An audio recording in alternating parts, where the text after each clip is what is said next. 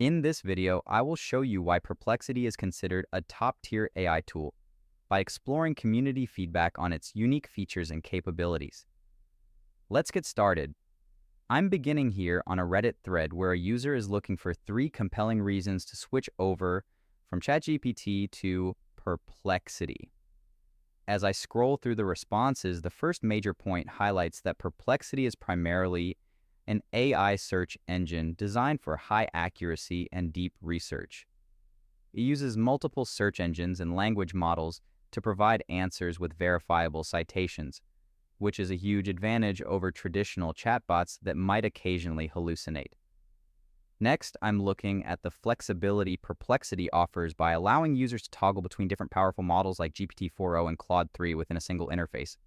This feature is particularly useful because it lets me select the best engine for specific tasks, whether that's deep technical research, complex coding, or creative writing projects.